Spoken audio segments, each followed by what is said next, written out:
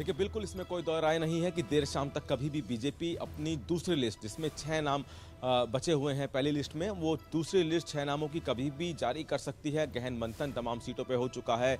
जिन 6 सीटों को छोड़ा गया है उसमें अब बीजेपी देख रही है कि कांग्रेस के उम्मीदवार जिन सीटों पे उतारे गए हैं उनमें से कौन से नेताओं को जो टक्कर दे सकते हैं, या फिर कांग्रेस के जिन्होंने इन 6 सीटों में से कांग्रेस ने जिन सीटों पर, क्योंकि कांग्रेस ने 46 सीटों पर अपने उम्मीदवार उतार दिए हैं, तो कहीं ना कहीं अब देखा जा रहा है कि जिन 6 सीटों पर बीजेपी ने अपने उम्मीदवार नहीं उतारे हैं उनमें से कांग्रेस किन उम्मीदवारों पर भरोसा कर सकती है, क्योंकि ये 6 सीटें वो सीटें हैं जिन पे कहीं ना कहीं पेच फंसा हुआ है। उम्मीदवार किसको बनाया जाए इस बात को लेकर बशर्ते मंथन गहन हुआ है, और लेकिन उस गहन मंथन का परिणाम यह निकला कि 62 सीटों का तो घोषणा कर दी गई है, लेकिन देर शाम तक कभी भी 6 सीटें बीजेपी अपने जो लिस्ट है दूसरी वो घोषित कर सकती है, जिसके बाद पूरी बीजेपी की लिस्ट एक तरह से 68 सीटों की सामने आ जाएगी।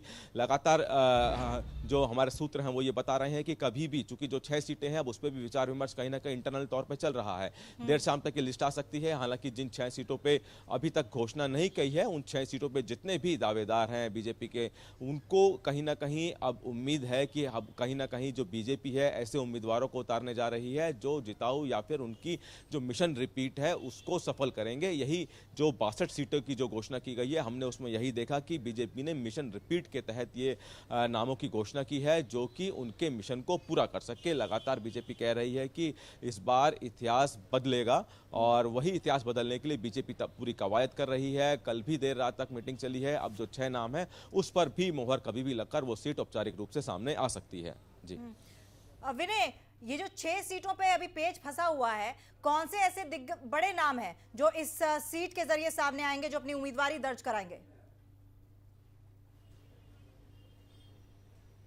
देखिए, जो 6 सीट पे पेच फंसा हुआ है उसमें बीजेपी ये देख रही है, क्योंकि जिस तरह से अभी हमारे हिमाचल के ब्यूरो चीफ अरुण जी बता रहे थे कि उसमें से कुछ एक आध ऐसी भी सीट है जिसमें कांग्रेस के कद्दावर नेता है, उनके सामने बीजेपी किसको उतारे वो एक थोड़ा डिसाइड करना है, और दूसरे कुछ ऐसी भी सीटें हैं जहां पे अभी कांग्रेस ने भी उम्मीदवार नहीं उतारे हैं, लेकिन जिनकी संभावनाएं हैं उसके मुताबिक बीजेपी अपना उम्मीदवार ढूंढ रही है। तो 6 सीट है तो इसमें कोई बड़ा यहाँ पे आपको चेहरा देखने को ना मिले, लेकिन कांग्रेस के साथ साथ बीजेपी ये भी देखना चाह रही है कि अगर इन 6 सीटों में मजबूत दावेदार एक से ज्यादा हैं तो उनमें से किसको चयन किया जाए, क्योंकि कई बार मुश्किल हो जाता है कि जब एक से ज्यादा उम्मीदवार और वो भी मजबूत दावेदार हो तो उनमें से किसी एक को चयन करना थोड़ा सा मुश्किल हो जाता है। तो बीजेपी उसी पेच में फंसी हुई है, और इन्हीं पेच को सुलझाने के लिए ये इसलिए कहा जा रहा है क्योंकि 25 तारीख लास्ट डेट है नामांकन की, और नामांकन से पहले 3 छुट्टियां भी है। उन 3 छुट्टियों को हटा दिया जाए तो फिर ये जरूर कह सकते हैं कि नामांकन के लिए दिन बहुत कम बचे हैं। तो इन कम दिनों में ही इन उम्मीदवारों को भी नामांकन भरना है, अपना प्रचार के लिए अपने चुनावी मैदान में भी जाना है।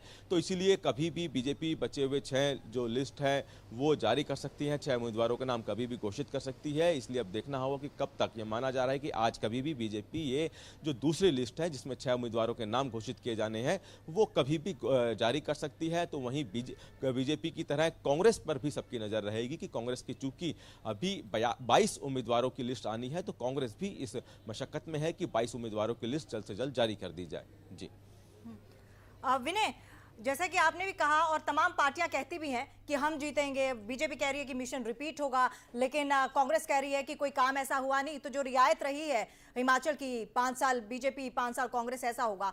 लेकिन अगर देखा जाए, अगर मोटे तौर पर देखा जाए, जो कांग्रेस ने लिस्ट जारी की है उसमें चलिए परिवारवाद तो एक किनारे कीजिए, वो तो दिख ही रहा है, लेकिन कई सीटें ऐसी हैं जिस पर कांग्रेस बहुत अच्छे से काबिज हो सकती है। जैसे कि आप कांगड़ा जिले की कई सारी सीटें ले लीजिए। अगर पवन काजल का नाम बीजेपी से इस बार रखा गया है तो पवन काजल के जीतने के आसार हैं, लेकिन आप धर्मशाला की बात कर लीजिए, उसमें जीएस बाली के बेटे को उतारा गया है। आप माफ कीजिएगा, नगरोटा से जीएस बाली के बेटे को उतारा गया है।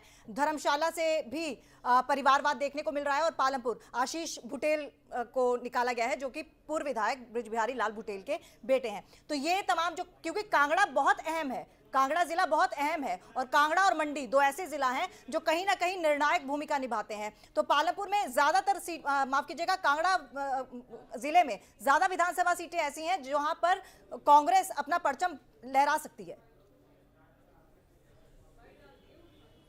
देखिए, इसमें कोई दो राय नहीं है कि हिमाचल की राजनीति, कांगड़ा और मंडी, ये 2 इलाके ऐसे हैं जहां पर अहम हिमाचल की राजनीति होकर निकलती है, और इसलिए इन दोनों जिलों की बात की जाए तो वहाँ पर उम्मीदवारों का चयन करना बहुत जरूरी है। जिस तरह से कांगड़ा की बात की जाए, अपने आप में बहुत बड़ा जिला है, बहुत जो विधानसभा है उनकी संख्या भी बहुत ज़्यादा है, तो ऐसे में यहाँ पे इसलिए फोकस किया जाता है ताकि यहाँ से जिस तरह से राजनीति जिसको भी सरकार बनानी है, चाहे जो भी पार्टी सरकार बनाए, उनको कांगड़ा और मंडी का खास ध्यान रखना पड़ता है विधानसभा के लिहाज से, और यहाँ के जो डेवलपमेंट है या फिर जो विपक्षी पार्टियां आरोप लगाती रही हैं उनके लिहाज से तमाम ध्यान यहाँ पे रखने पड़ते हैं। इसीलिए जो चयन है उम्मीदवारों का, जिस तरह से हम लगातार कह रहे हैं कि अगर बीजेपी की बात करें तो गहन मंथन दिल्ली में सोमवार को हुआ, मंगलवार को हुआ, बुधवार सुबह जाकर लिस्ट जारी होती है, तो उसी तरह कांग्रेस भी लंबे समय से, यानी कि पिछले 1 से 1.5 महीने से हम देख रहे हैं कि कांग्रेस के जो नेता हैं हिमाचल को दिल्ली में डेरा डाले हुए थे और 1-1.5 महीने से अलग अलग बैठकें कर रहे थे, जिसके बाद 46 लोगों के नाम सामने निकल कर आते हैं, 22 लोगों के नाम भी जल्द सामने आ जाएंगे। तो ये दोनों पार्टियों का मंथन जो दिल्ली में हुआ उसमें कहीं ना कहीं जो लगातार सबका टारगेट है, चाहे बीजेपी की बात करें या फिर कांग्रेस की बात करें, बीजेपी कह रही है मिशन रिपीट होगा, वहीं कांग्रेस इसको नकारती आ रही है। दोनों के अपने अपने दावे हैं, लेकिन किसी भी पार्टी के लिए, चाहे वो कोई भी राजनीतिक पार्टी हो, चुनाव जीतने के लिए उनके लिए सबसे बड़ा जो कदम होता है सही उम्मीदवार का मैदान में उतारना। सही उम्मीदवार का मैदान उतारने के लिए ही तमाम मंथन दिल्ली में हुए हैं। बीजेपी का कहना है कि उनके उम्मीदवार जिताए हुए हैं, तो वहीं कांग्रेस कह रही है कि उनके उम्मीदवार जिताए हुए हैं। तो अब ऐसे में जनता, हिमाचल की जनता क्या कहती है वो तो चलिए जब चुनाव परिणाम आएंगे तब पता चलेगा, लेकिन जो दावे यहाँ पे बीजेपी और कांग्रेस कर रही है, उनके दावे, उनके उम्मीदवार की जीत के दावे, उसमें कितना दम है। बीजेपी कह रही है कि तमाम मंथन, तमाम जो दबाव को दरकिनार करते हुए उन्होंने अपने उम्मीदवार उतारे हैं, बाकायदा इसमें उन्होंने अपने विधायकों के चेहरे भी बदले हैं। बिल्कुल विनय, आप सही कह रहे हैं, ये देखना होगा जो दावे किए जा रखे हैं उन दावों में दम कितना है। हालांकि इसका फैसला जनता ही करेगी, लेकिन उससे पहले हम बात कर रहे हैं उम्मीदवारों की। ठीक है विनय, मैं वापस आऊंगी आपके पास, बने रहिएगा हमारे साथ। नालागढ़ से हमारे सहयोगी हमारे साथ जुड़े हैं, जगत बहन, उनसे भी जानकारी लेते हैं। जगत, आपसे जानना चाहेंगे नालागढ़ में क्या समीकरण है, किसको टिकट मिला है, किस तरह का मुकाबला देखने को मिल रहा है, पूरा अपडेट। जी, मैं आपको बताना चाहता हूँ, ये नालागढ़ विधानसभा क्षेत्र की बात की जाए तो कुछ ही समय पहले नालागढ़ के जो विधायक हैं कांग्रेस पार्टी से जीते थे लखविंदर सिंह राणा, कुछ ही समय पहले उन्होंने केंद्र में जाके जो हाईकमान है भाजपा की, वहां पर जाके उन्होंने भाजपा को ज्वाइन किया था, और आज जो लिस्ट जारी हुई है उसमें लखविंदर सिंह राणा का नाम प्रत्याशी के तौर पर सामने आया है। हालांकि इस मामले को लेकर दावेदारी थी, 3-4 और नेता थे भाजपा के, उन्होंने अपनी दावेदारी दिखाई थी, जैसे कि पूर्व में विधायक रहे कृष्ण लाल ठाकुर, सैनी परिवार से हैं स्वर्गीय हरिनारायण सिंह सैनी, जो कि मंत्री रहे हैं, खासा नाम उनका इलाके में है, विकास के मसीहा के नाम से भी उन्हें यहाँ पर जाना जाता है। उनके भतीजे हरप्रीत सिंह सैनी ने भी दावेदारी दिखाई थी, लेकिन उनको टिकट नहीं मिला। पूर्व विधायक का टिकट कट गया, पूर्व मंत्री के भतीजे का टिकट कटा है। हालांकि कुछ ही दिन पहले जो भाजपा में शामिल हुए हैं कांग्रेस के विधायक लखविंदर सिंह राणा पर दाव यहाँ पर भाजपा खेलती हुई दिखाई दे रही है, लेकिन कहीं ना कहीं जो पूर्व विधायक है लखविंदर सिंह राणा, जो विधायक है उनके खिलाफ यहाँ पर आज कृष्ण लाल ठाकुर हैं, जो पूर्व विधायक हैं और पूर्व जिला अध्यक्ष भी रह चुके हैं जिला सोलन से भाजपा के। उन्होंने खासी जो नाराजगी है वो देखी जा सकती है, क्योंकि उन्होंने आज अपने, उनका घर अंदरोला में पड़ता है, वहां पर उन्होंने अपने शुभ चिंतक और कार्यकर्ताओं की एक बैठक 1 बजे के आसपास बुलाई गई है। उसमें वो तय करेंगे कि आगे उन्होंने क्या रणनीति अपनानी है। लेकिन सूत्रों के माने, जो जानकार सूत्रों के हवाले से पूरी खबर आ रही है कि कृष्ण लाल ठाकुर 99% चुनाव मैदान लड़ेंगे, चाहे वो आजाद प्रत्याशी के तौर पर नालागढ़ विधानसभा के क्षेत्र से चुनाव लड़ें या किसी अन्य पार्टी में जाकर चुनाव लड़ें। कहीं ना कहीं जो लखविंदर सिंह राणा की जो मुसीबतें हैं वो यहाँ पर बढ़ती हुई नजर आ रही है, क्योंकि कांग्रेस पार्टी से उन्होंने इस्तीफा दे दिया, कांग्रेस से जाके भाजपा में शामिल हुए, भाजपा ने उन्हें टिकट दे दिया, लेकिन भाजपा के जो कार्यकर्ता है, भाजपा के जो 4-4.5 साल से यहाँ पर मेहनत कर रहे थे, ग्राउंड लेवल पर जमीनी तौर पर भाजपा को मजबूत करने के लिए जो मेहनत लोग यहाँ पर कर रहे थे, उन्हें दरकिनार किया गया, और जो लोगों को दरकिनार किया गया वो कहीं ना कहीं बागी यहाँ पर होना उनका तय माना जा रहा है। जगत, जो आप बात कर रहे हैं कि कई ऐसे, बार बार आपने जिक्र भी किया है कि नाराजगी देखने को मिली है कई नेताओं में, जिस नाराजगी का हम जिक्र कर रहे हैं, क्या ये लग रहा है इस बार कि ये बड़ी चुनौती होगी? क्योंकि नाराजगी होगी तो जाहिर सी बात है कि मुश्किलें बढ़ेंगी, और वो नाराजगी अगर देखने को मिल रही है तो उसका फायदा विपक्षी दल को मिल सकता है। जी, साफ तौर पर अगर भाजपा के अपने ही नेता नाराज हो जाएंगे, जो कि जिला अध्यक्ष के तौर पर रहे हो या पूर्व में विधायक रहे हों या अभी उनकी ओर से करीबन ये माना जा रहा है कि विधायक लखविंदर सिंह राणा कांग्रेस के विधायक थे, 4.5 साल कांग्रेस के लिए काम किया और जब कुछ दिन चुनावों को रह गए तो वो भाजपा में शामिल हो जाते हैं, क्योंकि कांग्रेस के साथ जो उनके लोग जुड़े थे वो मोस्टली टूट चुके हैं। अब भाजपा में वो शामिल हुए, भाजपा के जो मंडल अध्यक्ष के मंडल स्तर के जितने भी कार्यकर्ता हैं, नेता हैं, वो लखविंदर सिंह राणा के पक्ष में नहीं जा रहे हैं।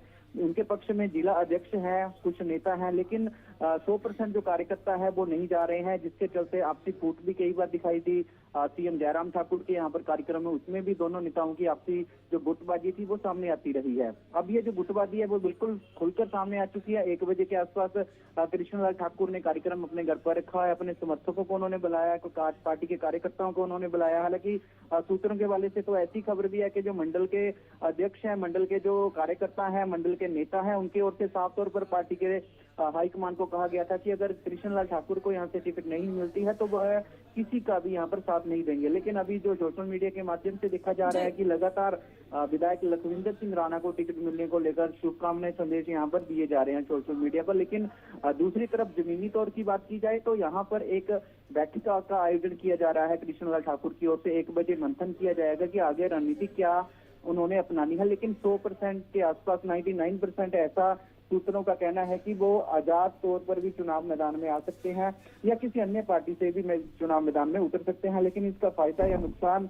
जो है वो भाजपा पार्टी को यहाँ पर साफ तौर पर देखने में साफ आ रहा है कि कहीं ना कहीं ये जो गुटबाजी का नुकसान है वो भाजपा को यहाँ पर बहुत बड़ा सवाल भी और देखने वाली भी बात होगी। जो फैसले लिए गए, बदलाव किए गए हैं, कहीं उसके फायदा या नुकसान कितना बीजेपी को होगा ये देखना रहेगा। ठीक है जगत, शुक्रिया आपका तमाम जानकारी के लिए। तो तमन्ना, लगातार हम बात यही कर रहे हैं कि जो बीजेपी की ओर से लिस्ट जारी की गई है उसमें काफी बदलाव देखा गया। बहुत से ऐसे बड़े चेहरे जिनको दरकिनार कर दिया गया और उसी के साथ जो टिकट जिनको दिया गया है शायद वो इतने मजबूत उस सीट पर नहीं रहे। तो जो ये बदलाव हुआ है इसके मायने क्या माने तमन्ना?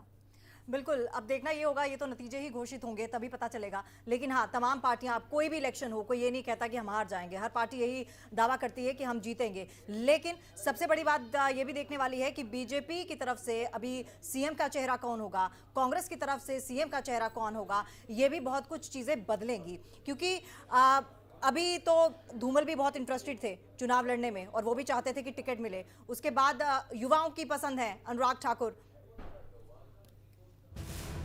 और इस बीच एक बड़ी खबर आ रही है, और बड़ी खबर आ रही है हिमाचल चुनाव से जुड़ी हुई एक और बड़ी खबर। बड़ा अपडेट आपको बता दें, हिमाचल चुनाव से जुड़ा हुआ, कांग्रेस की दूसरी लिस्ट बहुत जल्द आएगी।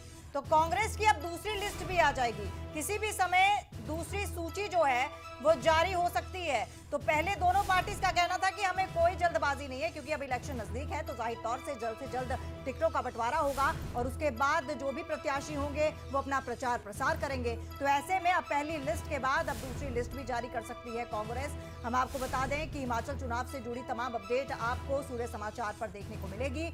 ये बड़ी खबर हम आपको बता रहे हैं और इस खबर के साथ हम लगातार जुड़े हुए हैं। और इसी बीच हमारे साथ हमारे ब्यूरो चीफ अरुण उनियाल भी जुड़ चुके हैं। अरुण, आपसे जानना चाहेंगे, हालांकि दिल्ली में तो मौसम अभी हल्का हल्का बदला है, लेकिन आपको हम देख सकते हैं आपने स्वेटशर्ट पहन ली है, राजनीतिक पारा भी ऐसा ही चढ़ रहा है?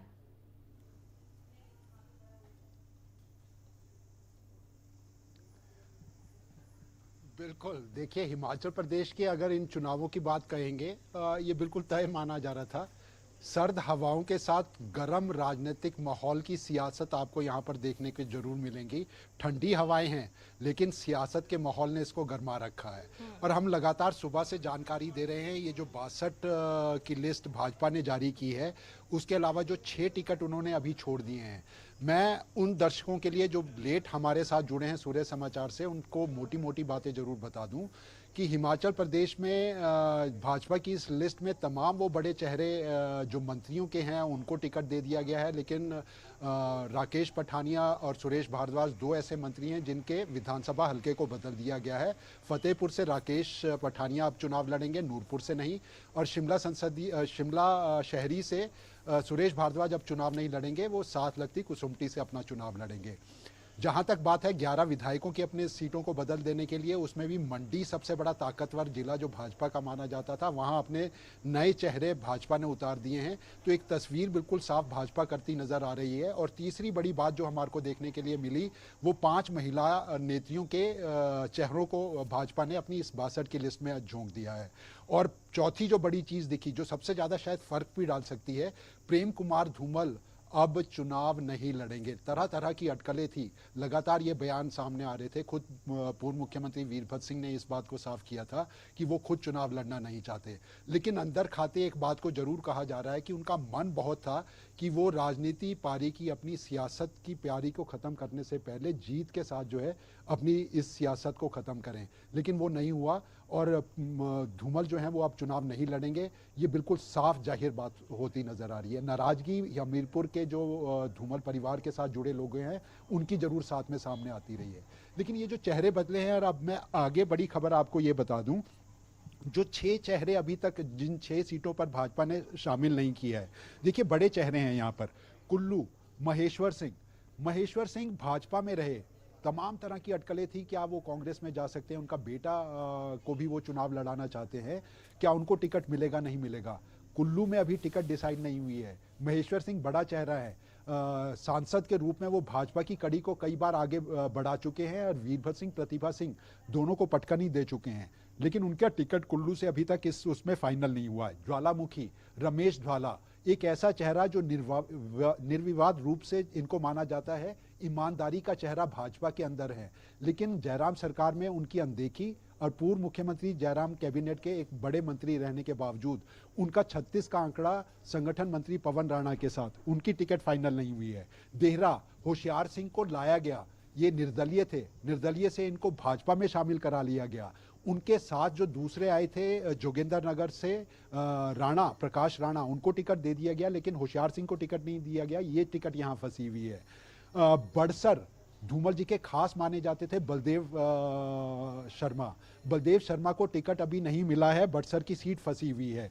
रामपुर गृह क्षेत्र माना जाता है वीरभद्र सिंह परिवार का, और यहाँ पर संघ के नए चेहरे को, जिन्होंने संघ के भीतर बड़ा काम किया है, देखिए इस पूरी लिस्ट के अंदर आपको नए चेहरे जो मिलेंगे वो संघ और संगठन के भीतर के चेहरे आपको मिलेंगे। संजय सूद संगठन का बड़ा काम कर रहे थे, उनको टिकट दे दिया गया है। शिमला ग्रामीण क्षेत्र से संगठन के बड़े चेहरे को टिकट दे दिया गया। रामपुर से भी उसी तरह की तस्वीर सामने आ सकती है। और छठी इंपॉर्टेंट सीट है हरोली की। नेता प्रतिपक्ष मुकेश अग्निहोत्री हैं, उनके खिलाफ रामकुमार चुनाव लड़ते थे। देखिए आप याद करिए, प्रधानमंत्री नरेंद्र मोदी हाल ही में जब हिमाचल आए थे तो बल्क ड्रग पार्क देने की बात इसी हरोली क्षेत्र में हुई थी। कांग्रेस के वर्चस्व को तोड़ने की, कांग्रेस के बड़े चेहरे को तोड़ने की एक बड़ी कवायद बल्क ड्रग पार्क हरोली क्षेत्र में देने के बाद भाजपा की तरफ से की गई थी। कितना फर्क इन चीजों का पड़ेगा ये आने वाला वक्त बताएगा, चुनाव के नतीजे बताएंगे। लेकिन तमाम तस्वीर साफ हो रही है।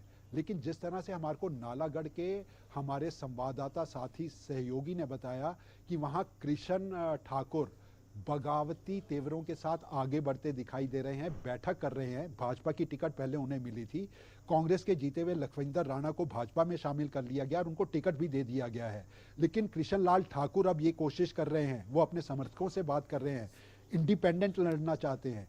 जाहिर तौर पर वो आम आदमी पार्टी में नहीं जाएंगे, लेकिन निर्दलीय तौर पर भी अगर चुनाव लड़ते हैं तो भाजपा की दिक्कतें बढ़ सकती हैं। ये शुरुआती दौर की खबरें हैं और ऐसी तमाम तरह की खबरें हमारे को आते वक्त में दिखाई देंगी। जश्न का माहौल आपको दिखाई दे रहा होगा। डॉक्टर जनक की तस्वीरें हमारे पास आ गई हैं। उनको भरमौर चंबा जिले से पहले ऐसे डॉक्टर हैं जिन्होंने अपना पद छोड़ा और पद छोड़ने के बाद भाजपा का टिकट उनको भरमौर से मिल गया। लड्डू बांटते हुए खाते हुए वो तस्वीरें हमारे सामने आ रही हैं। शिमला शहर में संजय सूद के समर्थक इसी तरह का जश्न मना रहे हैं। तो तमाम तरह की चीजें दिखाई देने लगी हैं। जिनको टिकट मिला है वो खुशी में हैं, जिनको टिकट नहीं मिला वो नाराज हैं, पेशोपेश में हैं। क्या वो दूसरे दल से चुनाव लड़े या भाजपा के मजबूत जो आला कमान है उसकी बातों को मानते हुए चुनाव को आगे बढ़ाने दिए। एक और सीट का मैं जिक्र जरूर करना चाहूंगा, अर्की की सीट का। लगातार ये माना जा रहा था कि अर्की की सीट पर भाजपा किसको उतारने जा रही है। दोबारा से विश्वास जताया है वहां पर गोविंद राम के ऊपर। पहले लगातार अपने चुनाव जीतते आए हैं गोविंद राम, लेकिन उनको बदलकर संगठन के एक बड़े नेता को, संघ के एक बड़े नेता को वहां से चुनाव के लिए उतार दिया गया। लेकिन आखिर दौर में जब एक एक सीट भाजपा के लिए भी महत्वपूर्ण है, गोविंद राम के ऊपर फिर पार्टी ने विश्वास जिताया है। और माना यह जा रहा है, क्योंकि बगावत अर्की के क्षेत्र में इतनी ज्यादा बढ़ गई थी, भाजपा के तमाम नेता कांग्रेस के नेताओं का समर्थन देते नजर आ रहे थे, या निर्दलीय तौर पर वहां पर जो ठाकुर, हरि सिंह ठाकुर के परिवार के दो चेहरे हैं, उनके साथ नई बगावत करते नजर आ रहे थे, वहां गोविंद राम को दोबारा टिकट थामा दिया गया है।